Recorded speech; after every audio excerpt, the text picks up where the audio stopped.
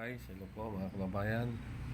Dito naman po tayo muli, kita-kita at pag-usapan po natin ito na yung panukalang batas para po sa pantay-pantay na sahod sa Luzon, Visayas at Mindanao ay pinapasa na po sa Kongreso mga kababayan. Sana maipasa na ito at ma-implement na kaagad-agad mga kababayan para maraming mga kababayan natin ang makikinabang mga kababayan. So maraming salamat sa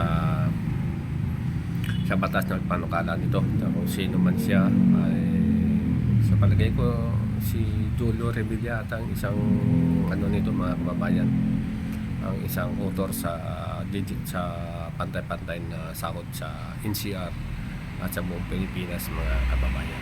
Patay na ang minimum wage sa lahat ng panig ng bansa sa ilalim ng isinusulong na National Wage System sa Kamara. Yan ang ulat ni Vel Custodio. Tubong Leyte ang magsasakang si Pasito, 1992 na mapagdesisyonan niyang magtungo sa Metro Manila para magtrabaho. Mababa na kasi dati nung nandun pa ako. Kasi magtanim ka ng palay, magkano 15 pesos lang isang araw. O anong pagpunta ko dito ng Maynila, 180 na. O nilaki diferensya. Aniya, dahil dumarami na rin ang job opportunities sa Leyte, kung sakaling maipapantay na ang sahod sa kanyang probinsya sa Metro Manila, babalik na lang siya sa probinsya para doon na magtrabaho. Mas maganda sa probinsya tumira kaysa dito. Kasi nandun, makatanim-tanim ka ng dun sa lupa mo, mga gulay man. Dito wala, lahat bilihin. Si Early naman, matagal ng residente ng Quezon City. Kaya nasaksihan na niya kung paano dumami ang populasyon sa Metro Manila. Aniya, crowded na rin sa lugar na tinitirahan niya. Kulang din sa sahod, kulang yung minimum nila. Kaya pumupunta sila dito sa Maynila kasi mas mataas. Gaya ng mga construction, binibigay lang doon nasa 450. Pero yung pagdating dito sa Maynila, umaabot na lang nasa 700. Medyo grounded na rin. Pero usually wala rin naman talagang magagawa Talagang kailangan dahil sa financial. Iba si House Speaker Faustino Pochiti III para i-fast track o pamadaliin ang panukalang magtatatag sa isang national minimum wage na mag-aalis sa National Tripartite Wages and Productivity Boards. Sa ilalim ng panukala, ililipat sa National Wages and Productivity Commission ang pagtatakda ng sahod at sisimulan ang National Minimum Wage na hindi bababa sa kasalukuyang rate sa National Capital Region. Kalakip ang mga mekanismo para sa maayos na transisyon. Layunin ng reforma na paliitin ang agwat ng sahod ng mga rehiyon at magtakda ng malinaw na pambansang wage floor para sa mga manggagawa. Ayon naman kay kamanggagawa Representative Elijah San Pedro, malugot na tinatanggap ng mga manggagawa ang direktibang pagpapabilis sa pagbasa ng National Minimum Wage. Tinawag niya itong historic dahil masosolusyonan na nito ang hindi pagkakapantay-pantay sa sahod o ang wage gap sa bawat rehiyon sa bansa. Target ng Kamara na matalakay agad ang panukala sa plenaryo sa susunod na linggo at maipasa ito bago ang Labor Day.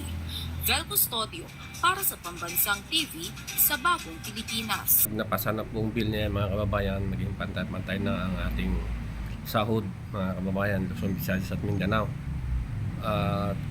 Isang paraan yan para mabawasan ang dami ng tao dito sa Metro Manila at maraming turista, local na tourist mga kababayan. Siyempre, pag kumikita ka, pupunta ka na Metro Manila, magtutour ka, ikaw din na taga Metro Manila ka, pupunta ka ng mga provinces, magtutour ka. So, locally, malaki ang kikitaan ng bansa natin, tourism industry at mga taxes mga kababayan. So, maganda panukala yan. Sana maituloy na yan mga kababayan at maipasa na ang ating itong mga congressman ay kausapin ng ating mahal na Panginoon na ayusin na lahat ito mga kababayan.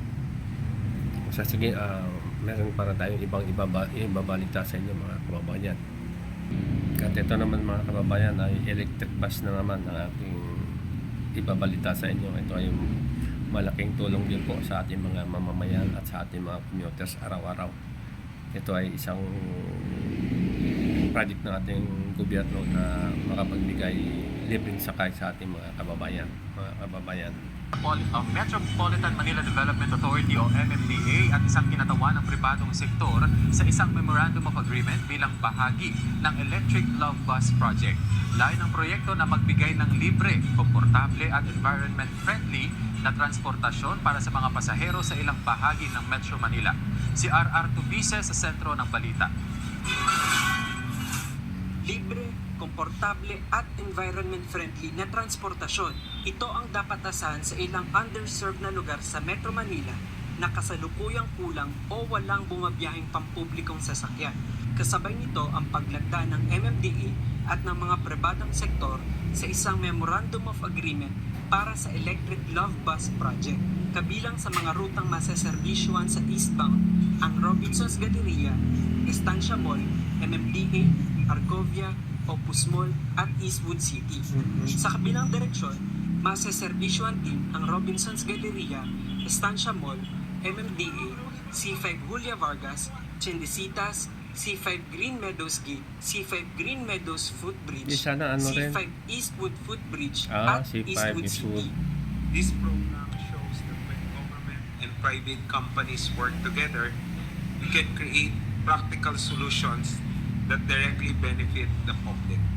Layunin din ng programa na mahikayat ang mga pribadong motorista na subukang gumamit ng pampublikong transportasyon upang mabawasan ang polusyon at masolusyonan ang trapiko.